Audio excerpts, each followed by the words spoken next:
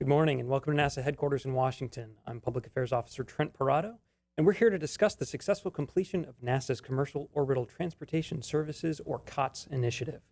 Through COTS, two U.S. companies, NASA partners SpaceX and Orbital Sciences, developed new spacecraft and rockets capable of resupplying the International Space Station with cargo launch right here on U.S. soil. You can find out more about NASA and commercial space at www.nasa.gov/commercial. We have a distinguished panel of guests joining us today to discuss the successful completion of the COTS initiative and what it means for future human spaceflight. Let me introduce them now. To my left is Alan Lindenmoyer, manager of NASA's Commercial Crew and Cargo Program. And we have Gwen Shotwell, president, SpaceX. Next is Frank Culbertson, executive vice president and general manager of Orbital Sciences Advanced Programs Group.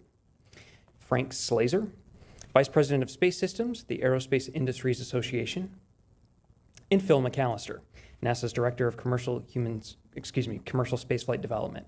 But before we turn the discussion over to our panel, I'd just like to introduce NASA Administrator Charles Bolden for a few introductory remarks. Charlie.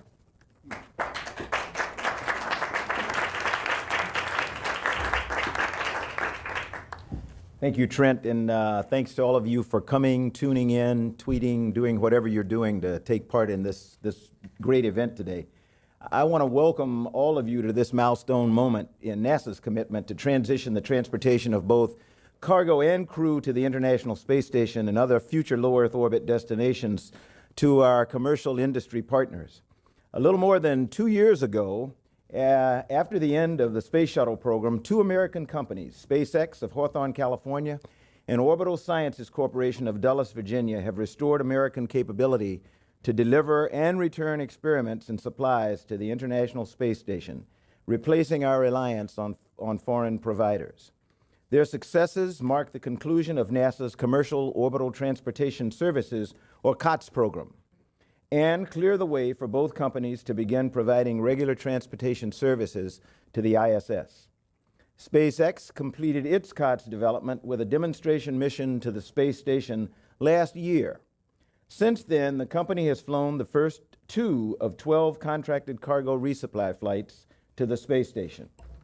Orbital Sciences ended its development phase in October of this year with a successful demonstration mission to the space station. Orbital is poised to launch the first of its 8 cargo resupply missions to the station in December.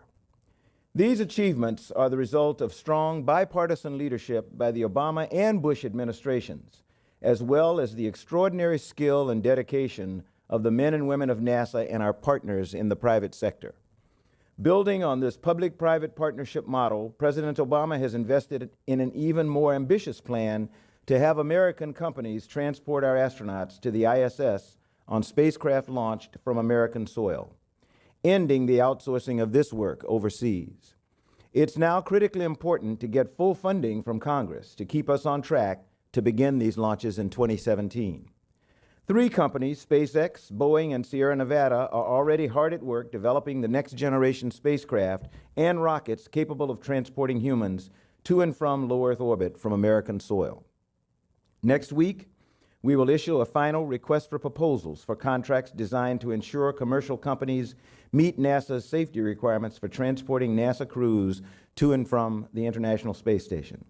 So in many ways, the completion of COTS is simply a passing of the torch of innovation to our partners in the Commercial Crew Program. Today, it's absolutely clear. America's best days in space exploration are ahead of us, thanks to the grit and determination of those in government and the private sector who dare to dream big dreams and have the skills to turn them into reality. In a moment, you'll hear details about our COTS program and its successes from the key architects of that program. At this time, I want to recognize something we have become accustomed to in this arena. I want to recognize all of them for bringing us to this historic turning point by presenting each of them with a NASA Group Achievement Award. First, I'm going to present to Alan Lindenmoyer, manager of NASA's Commercial Crew and Cargo Program. The citation for Alan will read, "For outstanding contributions and innovative accomplishments in the area of human space exploration by facilitating the development of a new generation of American rockets and spacecraft, paving the way for 21st century commercial spaceflight." Alan?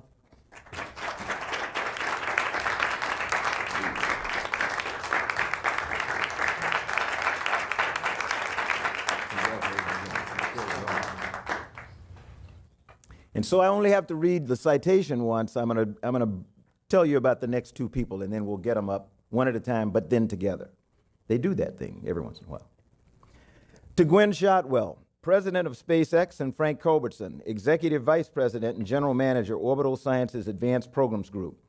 Their citations read, "For outstanding contributions and innovative accomplishments in the area of human space exploration by developing a new generation of American rockets and spacecraft, paving the way for 21st century commercial spaceflight." Congratulations, Gwen, and to Frank. And Gwen, if I can get you to come up first, and then.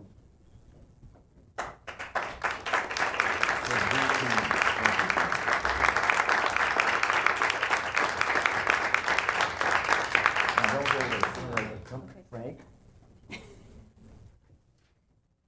I know I can get you to behave. Sometimes Frank makes me for South Carolina and sometimes hard. Alan, would you come on up here and join us, and we'll get the three of you. Gwen right there. Alan, let me give you your. How's this? Oops, I need to move that one.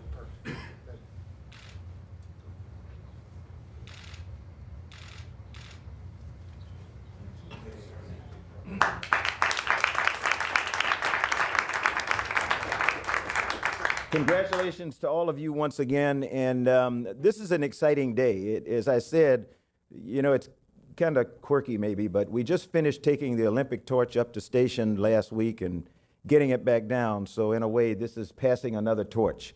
We're really excited about our commercial crew program. I think the successful completion of the COTS program and moving into business signals that we've got a pretty good idea about how to do this thing, and I'm very confident we'll get it done. So congratulations to all of you again. I'm going to turn it back over to Trent and get off the stage here. Thank you.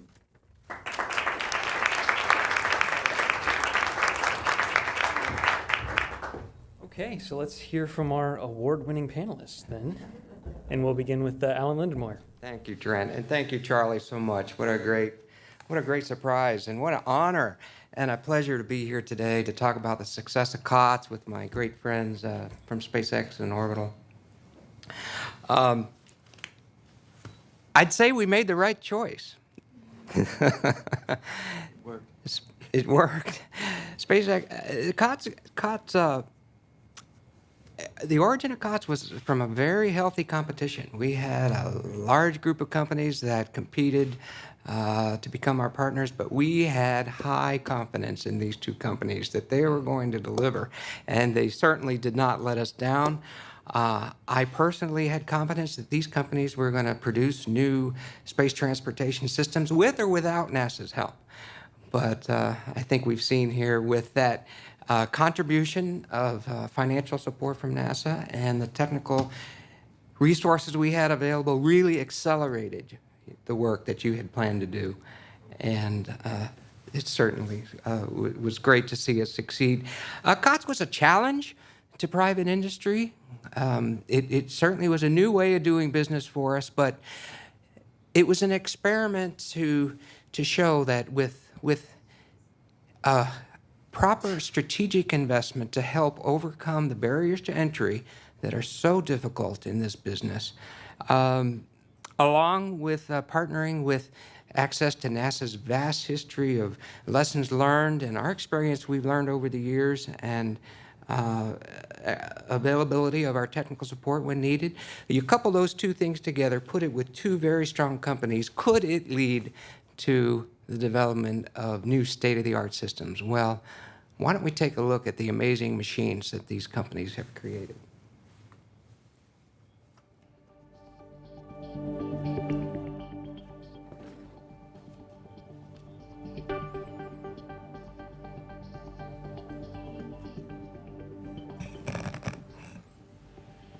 Three, two, one. This is the Falcon 9 on the COTS first demonstration launch. This was out of the Cape in December of 2010.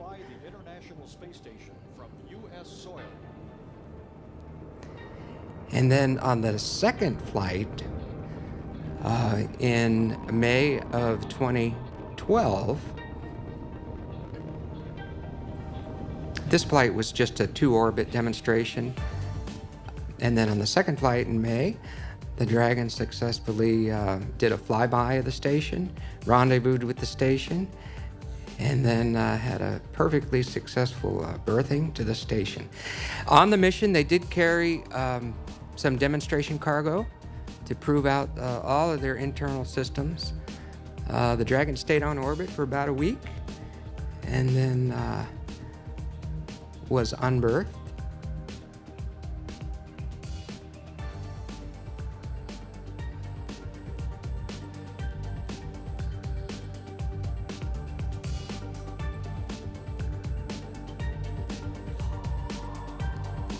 Boy, things go pretty fast when you're looking at it for the second time.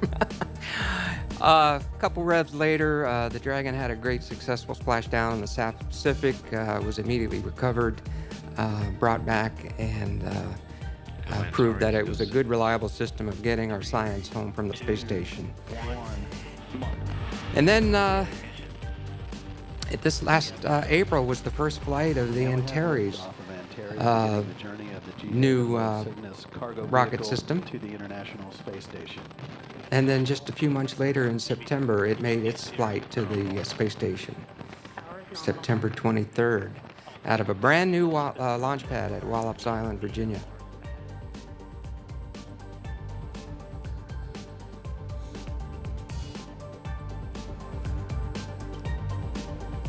The Cygnus took its time getting to the space station and demonstrated its ability to loiter in orbit for about a week, got its system straightened out, and was ready to go. Did a flawless approach to the station, was captured, and then had a beautiful attachment to the station. It also carried a complement of demonstration cargo, about 1,500 pounds of cargo was brought up. And then Karen and Luca and the other crew on board stuffed it full of trash and other items that needed to be disposed. It has a lot of room in the Cygnus. They loaded that up with about 2,600 pounds of equipment and stuff to be disposed. It was released on the 22nd of October, and then the next day. Well to the International Space Station, release confirmed at 6:31 a.m. Central Time. Once again, the two vehicles were high above the Atlantic Ocean. Station Houston, Cygnus has exited the 200-meter keep-out sphere.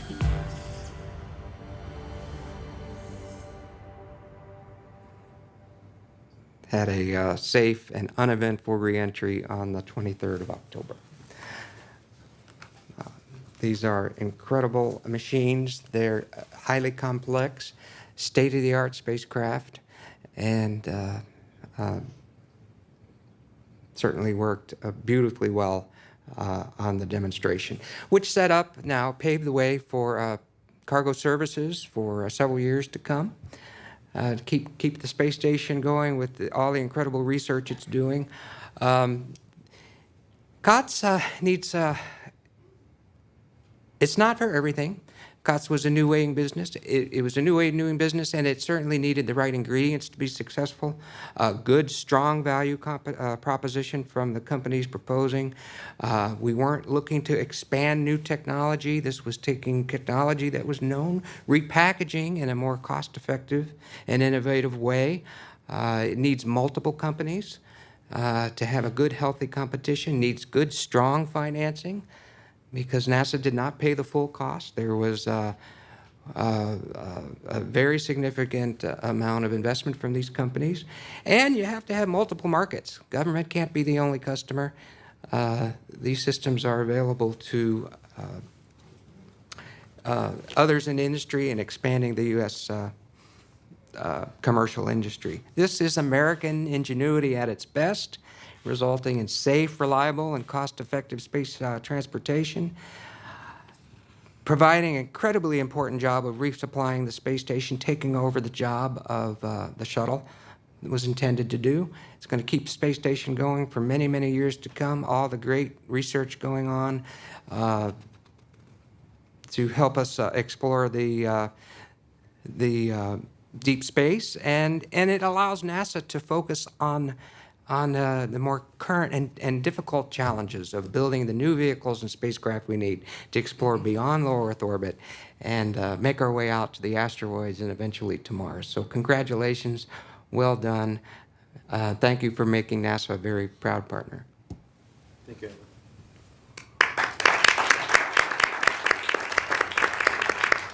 Okay, thanks, Alan. Let's turn it over to SpaceX President Gwynne Shotwell. Thanks very much. It's a pleasure to be here this morning, still this morning. We've been thankful to NASA throughout the program for their support and their help. But what I really wanted to highlight here this morning was to thank NASA for the vision that they had in creating this program. It was a revolutionary program and provided a great opportunity for the commercial space sector to do what they do best and to flourish and result in really enormous capability now in the United States. So we're incredibly proud of what we've accomplished over these years under the COTS program, and we're honored to have been selected and to help restore the cargo capability to the International Space Station domestically. This program was an enormous success, not only for NASA and for SpaceX and Orbital as well, but also for the American taxpayer. I think the model that COTS followed is one that should be leveraged as we continue to go forward, especially during these difficult budget environments. As Alan says, it's probably not the right model for every program, but certainly I think we should think very hard about following this model for additional developments. So this was a significant departure, as we talked about both initially here today as well as this morning. We did a lessons learned roundtable. The focus on firm fixed price, milestone-based contracting or agreements is incredibly important. The leveraging of investment by NASA's commercial partners here, in this case us and Orbital. So NASA provided $396 million worth of financial support to SpaceX out of an overall program that was about $850 million. So we spent over $450 million of our own resources to develop the Falcon 9 and the Dragon capability. So Falcon 9 is an extraordinary launch vehicle, competitive in the ELV class. We're winning missions from overseas and bringing those critical jobs back to the United States, which is also really, COTS should really take credit for that. In addition, we have a beautiful Dragon capsule capable of taking about 3 metric tons of pressurized and unpressurized cargo up and bringing back about 2.5 metric tons of precious science and cargo as well. So we're enormously proud of the partnership and working with NASA. This program really demonstrated how you can leverage the best of both sectors. You can leverage the resources and the tremendous knowledge that NASA and the U.S. government had, along with the ingenuity, the fast-paced environment, rapid prototyping, and really the drive to get things done of the private sector. So we've accomplished 3 missions to the International Space Station. We're looking forward to 10 more as we go. We've just recently plugged in the date for the next CRS mission, CRS-3. We'll fly in February of next year, also from the Cape. This will be the first CRS mission on the upgraded Falcon 9 launch vehicle. So I wanted to thank NASA again for the opportunity to participate in this extraordinary program. We are proud and we're honored to have been a part of it. Thanks. Thanks, Gwen. And we'll turn it over to Orbital Sciences' Frank Culbertson. Frank. Thank you very much, Trent, and good morning to everybody. Gwen said it very well. The key aspects of this program were the partnership aspect and the investment that both the companies and in NASA, as well as in our case, the state of Virginia, had to put into this and to take a chance on this. It helped a lot that before we got too far along in the program, NASA did put out a competition for contracts that gave us the incentive to really get this right, because there was the potential for services contract in the future. Orbital had actually Orbital was founded on the premise of commercial access to space, and our first rocket to do that was the Pegasus, and we've been doing that for almost 30 years. And so this was a great step in what we think is the right direction to commercialize a lot of aspects of what we do in space. And as was said, this model can be used for a lot of other projects, programs, and not just in the space program, but it certainly is well suited for supporting the International Space Station, and we think for exploration. Orbital had begun investing in the Antares rocket before the beginning of the COTS program as a medium-class lift vehicle for replacing the Delta II. And so it was a nice move for NASA to come along with COTS, so we'd have our first customer for it. And of course, that rocket has worked out very well and performed flawlessly on both of our first 2 flights. We've got a great team at Orbital who has learned a lot from NASA and our other partners, but also has put a lot of innovation into what we're doing and learned to be both efficient and cost-effective while still being safe and reliable to support human spaceflight, which is a different world than just what we've been doing in the past, supporting communications satellites, science satellites, and the DoD. So it's a good direction to be moving. As you know, I firmly believe that human spaceflight is the foundation of continuing all of our space programs and continuing the future of NASA. So we're very honored to be a part of supporting the ISS and looking forward to it continuing for a long time and other programs that come along. The requirements of this program were very serious for us that we had to establish, but the best thing was NASA let us establish our own requirements, except when we were close to the station. So we had to be responsible for our own success, both on the launch vehicle and the spacecraft, and that taught us a lot. We also had to learn a lot of flexibility, as did NASA in this case, in some cases, and I think that's a good thing for industry to work with the government on how to be more flexible in arriving at solutions. The schedule is important here for both companies and for NASA, because the space station does rely on this logistics train, not just on us, but we're going to be a larger and larger part of it going forward. And so being able to establish a cost-effective supply chain or production plan is also important to both of us. I want to thank our teammates. The Mid-Atlantic Regional Spaceport, supported by Virginia Department of Transportation, has been invaluable in this, in developing the launch pad and operating it for us. NASA as a teammate, not just in the COTS program, but also ISS at Wallops, JSC, KSC, Marshall. Many centers have contributed to the success of this with expertise, advice, and actually people occasionally to come in and look at what we're doing. Our teammates ATK, Aerojet, Yuzhnoye, and Thales Alenia also have contributed greatly to the success of this by providing us with great hardware that has worked well. As many of you know, we named our first Cygnus spacecraft to go to the station, the G. David Low, in honor of a former astronaut, classmate of mine, and a former Orbital employee who actually was involved in the early days of COTS from the very beginning, and who we lost a few years ago, unfortunately. But we were very proud to name that one the G. David Low. Our next one, in order to continue the tradition, will be named after C. Gordon Fullerton. Gordo, as most of us know him, was a 2-time shuttle pilot, a long-time test pilot and research pilot at Dryden. But his connection with Orbital was that he was the pilot of the B-52 that dropped our Pegasus several times out there as we were developing that program, and worked closely with us in helping make that program a success. And when we transitioned into the L-1011, Gordo was pretty happy about that, because then he could fly the F-18 and not the Heavy in order to chase our launches. So it's going to be an honor for us to name the December 15th flight of Cygnus after C. Gordon Fullerton and continue that tradition. Mid-December is when our next one is scheduled. The one after that should be in April or May, and we're continuing with the production line and looking forward to many, many more flights of supporting station, we hope, well beyond 2020. Thank you very much. Thanks, Frank. We'll turn over the discussion to Frank Slazer of the Aerospace Industries Association. Frank. Thank you. Some of you may wonder why I'm up here on this panel, since I'm not a COTS contractor or representing NASA. But in fact, the organization I work for represents about 90% of the U.S. industry sales by dollar value. and employs over 3.5 million people. And I can just here to really attest to the fact that this has been not only a benefit for NASA and for the COTS companies, but also for the space industrial base, an industrial base that's increasingly under pressure as federal budget cutbacks and shrinkages have caused difficulties for the industry.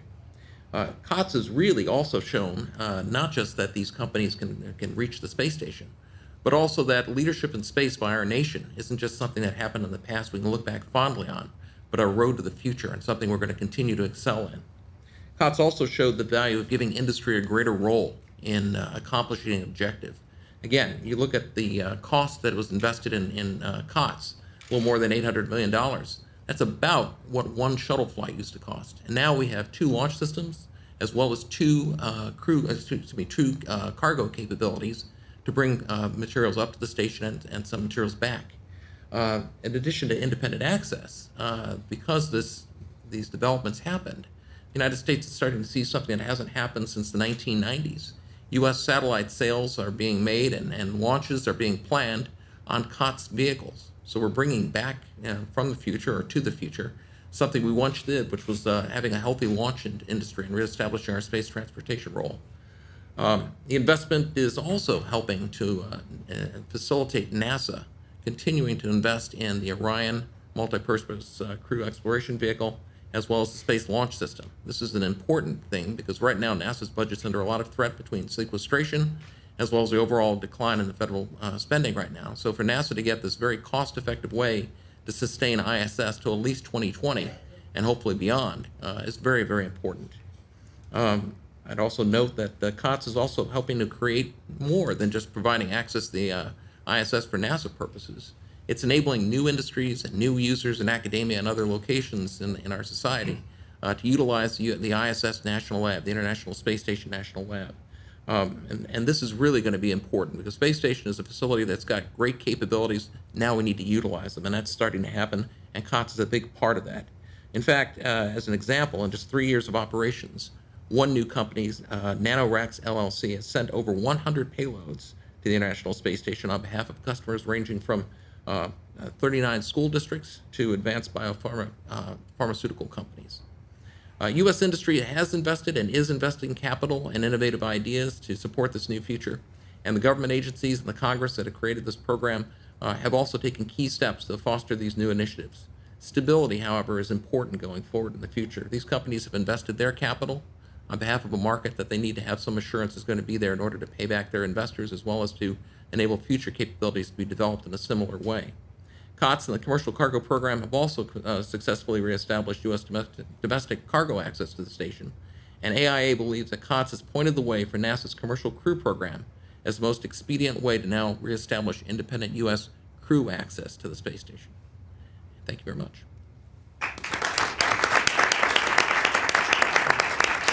Thanks so much, Frank.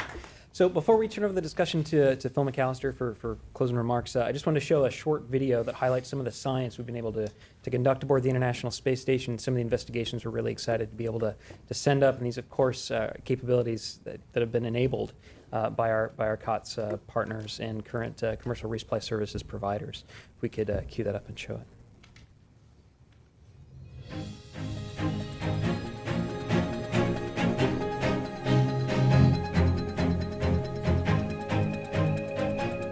The International Space Station is a convergence of science, technology, and human innovation, an orbiting science lab where astronauts live, work, and prepare for even bolder human exploration missions. With the retirement of the shuttle program, NASA challenged American industry to provide safe, reliable, and affordable transportation to the space station in order to maintain U.S. leadership in space exploration and scientific discovery. NASA's commercial partners, SpaceX and Orbital Sciences, met that challenge, ending our temporary reliance on others to resupply the station. These American companies are delivering critical supplies and science experiments to the International Space Station that expand our understanding of the universe and clear the path for deeper human exploration into the solar system.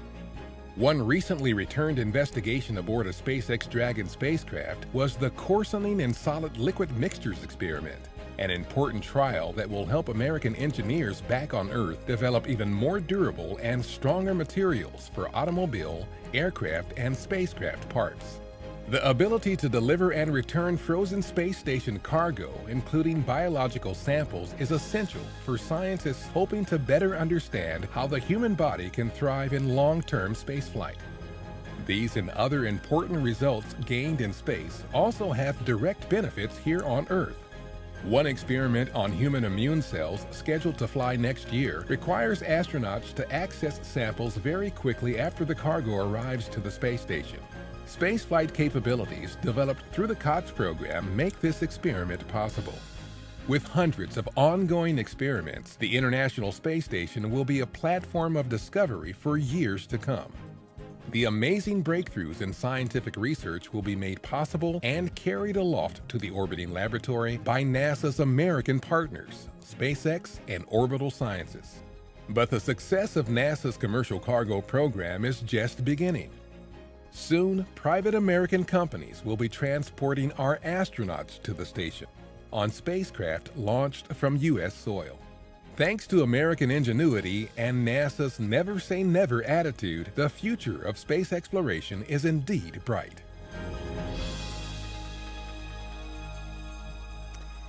And with that, let's hear about what's next to come for American commercial spaceflight with NASA's Director of Commercial Spaceflight Development, Phil McAllister. Thanks, Trent. For my remarks, I'm going to go a little off type and talk about the emotions that I've been feeling as COTS have been coming to a close. You know, as engineers, we like to talk about specific impulse and beta angles, communications frequencies, but I've been really struck by sort of the feelings that and the emotional aspects of what we have accomplished over these 5 or 6 years. First and foremost, obviously, is a very strong sense of pride and accomplishment. Obviously, the hardware that you've seen today, very impressive. The accomplishments of the program and the fact that we've been able to go all the way through the end, that was one of the really true accomplishments. As aerospace professionals, we've probably all been part of a program where you started off, you start to get invested in it, and then for some reason it gets canceled, usually because of cost situations. You kind of feel like you've been left at the altar, but it has been great to see this program go all the way through. I'm convinced that one of the keys was the cost effectiveness of this program, and that enabled it to get all the way through to the end. Also, I'm very proud of NASA, I have to say. I'm obviously proud of our partners and what they were able to accomplish. But we haven't always been a good partner in the past, and I think through the COTS efforts that we've shown that NASA can be a good partner. We were able to step back and let our partners take the lead on the development of these systems, and also being able to adapt to 2 very different companies. I wasn't quite sure how that would go. The companies have very different business approaches, they have different cultures, and NASA was able to adapt to those differences and enable them to thrive, and also the overall program to thrive as well. So I've had a very strong feeling of accomplishment and pride because of that. Also, I have to say, it's tinged with a lot of sadness to see it finally come to a close. It's been a wild ride. There have been a lot of challenges that have been overcome over the years. And many of us that have worked together now for over 6 years, we've come to know each other, respect each other, and rely on each other, which was one of the keys to the partnership. So it's kind of sad to see this come to an end, but I have to say that the sadness is very much tempered by hope and optimism, which is what I'm feeling most when I look forward.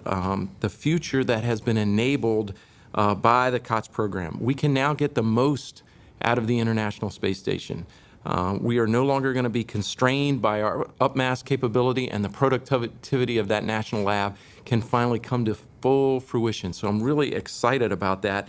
And even more so, we now have a template for how to do a non-traditional program using public-private partnerships. Those have been very difficult, and now, like Alan said, every program's different. It's not the right model for everything, but we certainly have a successful template that future programs and future program managers can go to and say, how did they do that? How did that work? And maybe apply that to future endeavors. I think with the budget challenges that we are all facing, partnerships are going to be critical. for all of our future space endeavors. We're going to have to do more of that. And seeing the success of COTS, I think, has given us the confidence to be able to do more of those partnerships. Certainly, it was critical for enabling commercial crew. The success that COTS had exhibited even early on gave policymakers and NASA the confidence to be able to say, yes, I think we can do this with commercial crew.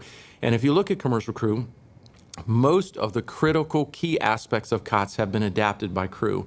We're using pay-for-performance milestones. We're using Space Act agreements for the initial rounds of development. We're having skin in the game, competition, all those features that Alan mentioned that were key to the success of COTS.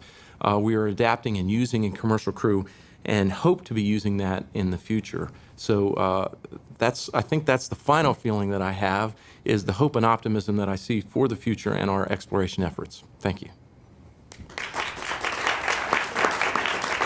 Thanks, Phil. Let's go ahead and start a question and answer session. We'll start here in the room, and then we'll go to the phone line. And do we have any questions here? Dan. Hi, everybody. Yeah. Dan Leone with Space News. I have one backward-looking question, which I think that other entrepreneurial space people who are watching may be interested to know the answer to, and one very forward-looking one for Alan. Much has been made about NASA's role as a critical anchor customer. And Alan, you said you were convinced these companies were going to go ahead and build these vehicles no matter what you guys did. And I'm curious, the concepts definitely predate the COTS program, but I wonder if NASA had not showed up, do you, SpaceX and Orbital, think that at this point you would have had multiple successful demonstration flights of the vehicles you were developing, or not? Well, that's a little bit of a tough question, because once we got these contracts, we focused on them. But I do think that having NASA as our initial partner on COTS, and then having them as our first customer, I won't speak for Gwen, but in our case, I think was essential, because there were a lot of new things we had to learn about getting to the space station and accomplishing a mission that included a rendezvous and grapple with a human-occupied vehicle. Now, we could have developed Antares and flown it for other purposes, for other customers. I think there is a market for that. But I do think that our ability to succeed was enhanced by the partnership with NASA. The goals that were set by the program helped us. And if I could just add, I'd like to also thank NASA and Charlie for that award today. Our team is going to be very proud of that. And they did the work, and I'll be happy to deliver it back to them. And I'm sure Gwen feels the same way. Thank you. So we were working on an EELV class launch vehicle, and we also were working on a capsule prior to the COTS program. I don't think we would have done as much as we did in the time frame that we did without NASA support. As a matter of fact, I'm pretty sure I can say with confidence that we would not have done what we've done in this time frame. So NASA support was essential to our developing this system and doing so in the time frame. We just learned that COTS has been successful, but perhaps not for every other program. But for example, what programs might it be appropriate for in the realm of human exploration going forward? Are there any serious inklings within NASA? Have they already reassigned you somewhere to make this work for something else? Can you tell us how it might come to pass, as Phil said, that another program manager picks this approach up? Right. Well, I think it's very important that NASA pave the way. NASA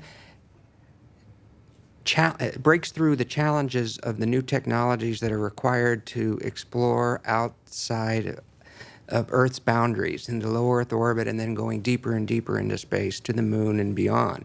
So NASA is a governmental effort to tackle those new technologies, then turn it over to industry, who is set up to operate these systems in a more cost-effective manner. That's just a natural fit. So I think that's a very important part of the model for NASA and the government to blaze the trail and then turn it over for operational of an existing technology. So I think that's really key. We shouldn't expect private companies to have just breakthrough technologies. That's not. I don't think that's key ingredient. A key ingredient of the model is to not have that requirement. Which, and if you look at history, there are cases that have failed because the technology challenge, which is too great. In July, we sent out a synopsis requesting information for ideas from industry on how the model could be extended and what are on the minds of our industry partners today for helping NASA complete our exploration goals. And there was a great deal of great responses. Systems to go back and explore the moon, communication systems, propellant systems, launch systems. There's all kinds of potential out there where the model can be used, and I think it can be used in a complementary manner.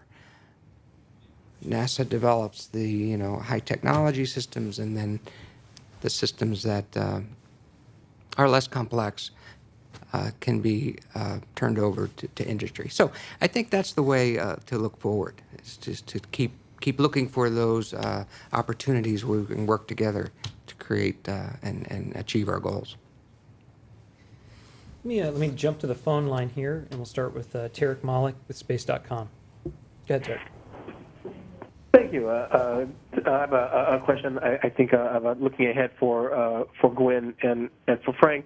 Gwen, I'm wondering what SpaceX learned, from the COTS program that you've been able to apply to CRS, maybe like one or two kind of vital lessons in developing the Dragon spacecraft. And for Frank, I'm wondering how the process has informed what your plans are for Cygnus and Antares on a non-NASA commercial basis. Thanks. Okay, good question. Hard to answer. I think there were a couple of lessons that we learned during the COTS development program. I don't know whether they'd be specifically applicable to CRS, but certainly to other programs going forward. SpaceX is an organization that loves to test, and we test enormously at the component level. Certainly on the vehicles, we go to the subsystem all the way up to the system level. For Dragon, kind of given where we were with the funding that was available both at SpaceX and from NASA, we had, with purpose, cut out a lot of system tests for Dragon, all-up system tests for Dragon, and we're relying more heavily on the component level tests, very much like the Iridium model, actually. And we found when we did decide to pull back some of those big system tests, we did find that we learned a lot.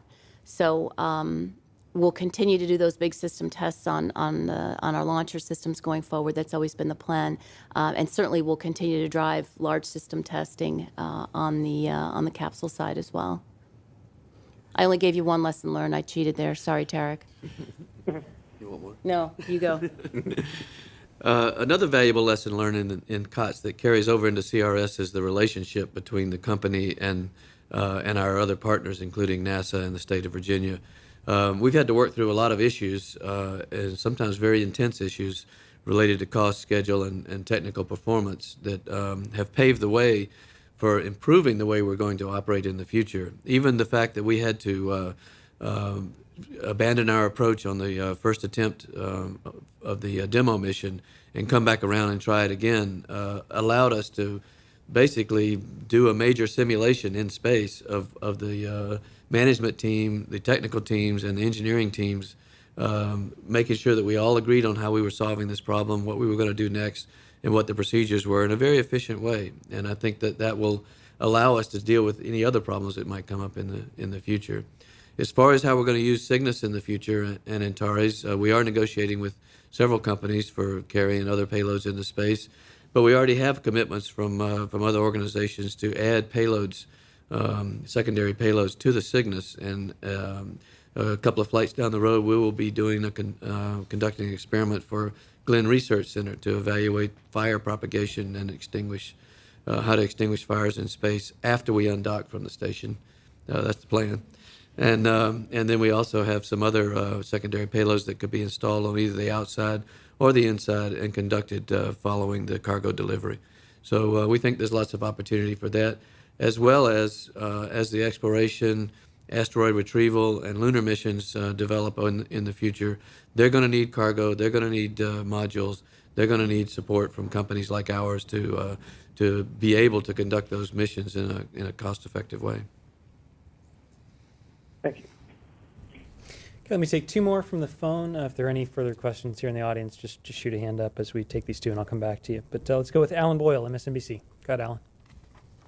Thank you. I guess this might be for Alan or whoever else wants to respond to this idea of going forward. Administrator Bolden talked about how Congress really needed to support the crew development program at the requested level in order to make 2017.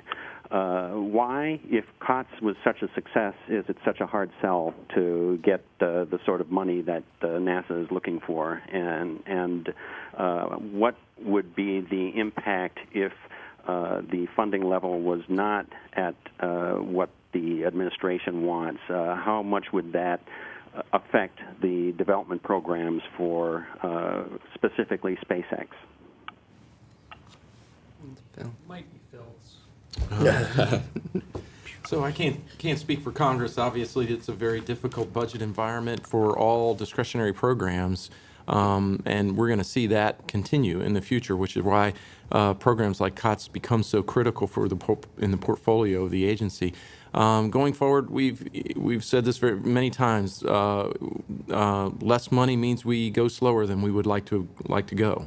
It's a pretty straightforward equation. We kind of think we know how much money it's going to take, and if it's less money over a longer period of time, it's going to take us a little bit longer. But we're committed to getting the program done as soon as possible and bring that capability back to the United States. So we are going to continue pushing. Our industry partners are hitting their milestones in a very good fashion. But all of our programs here at NASA are under some degree of stress. So it's not unique to the Commercial Crew Program. Anything further, Alan? And did Gwynn have any thoughts about what the future development might be for the crew-capable Falcon with or without more money from NASA? Well, we were founded to, and we've architected all our systems to carry crew. We certainly would like to move forward with the crew development in partnership with NASA. I think it's in our genetics to do it regardless. It will take substantially longer, and it probably won't meet the requirements that NASA has to be able to leverage the system. Alan, I apologize, I don't want to hazard a guess as to how long it would take for us to do it. I really would like to just try to continue to cheerlead for an overall higher level budget for NASA. NASA does an extraordinary amount of work for $16 or $17 billion a year. And I just want to give you a little tidbit of information. Americans spend $100 billion a year on beer. I'll drink to that. Thanks, Alan. All right, let's move on to Irene Klotz, Discovery. Hi, thanks very much. I have three questions. The first for Phil, kind of following up what you were just saying about commercial crew. Given what you've learned from the COTS program, would you say that it's more important to go slower if the funding's not available, but keep at least two companies in the game, or down select to one company in the next round of competition? So getting the systems as soon as possible and also having competition are both goals that NASA would like to maintain through this program. I can't say one's more important than the other. We're going to have to see the proposals that come in for this next round. As Charlie mentioned, next week we're going to be releasing our final RFP for the next round of proposals or for the next round of commercial crew activity, which is expected to start next summer. So those proposals will really dictate how fast we go and how many we have. We're always going to have budget challenges, so we kind of need to decide what kind of program we want. We want one that's going to be successful and deliver a capability as soon as possible, and we believe the best way to do that is through competition.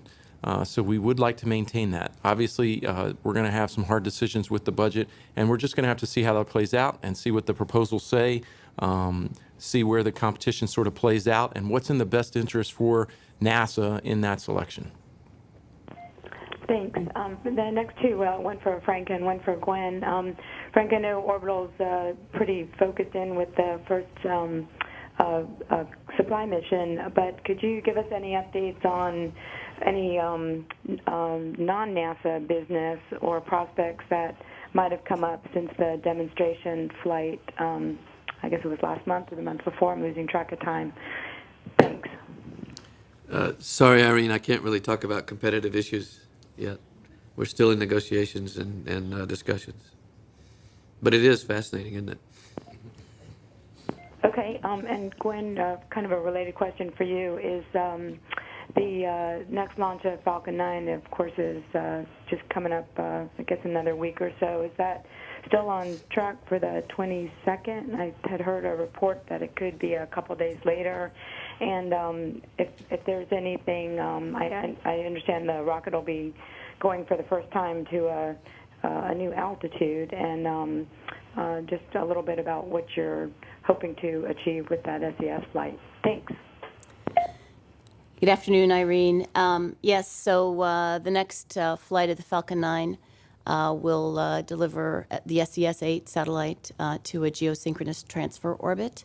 That flight, we did push it a couple of days. We're now, well, I'm not sure we have confirmation of range date, but I know it was available the 25th of this month. So it's, I think that's a week from Monday.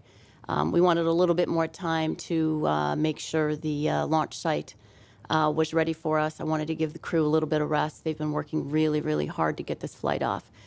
So November 25th is the planned for date right now for SES-8. Any further questions? Okay, I think that's going to be a wrap then. Let me just flag that on NASA.gov you can find a press release that drills down with a little bit more information about the COTS program and what the success means and what comes next. Also flag that the NASA Administrator has a blog out today about the successful wrap-up of COTS, and you can find that on NASA.gov as well. We'll have the 2 videos that we showed during the event up and a fact sheet on a bit of NASA's commercial space accomplishments to date there. So go to NASA.gov, and just for more generally on NASA and commercial space flight development, you can go to NASA.gov/commercial. So let me just congratulate and thank all of our panelists for their time here today, and thank you all for your time and for joining, and that'll do it.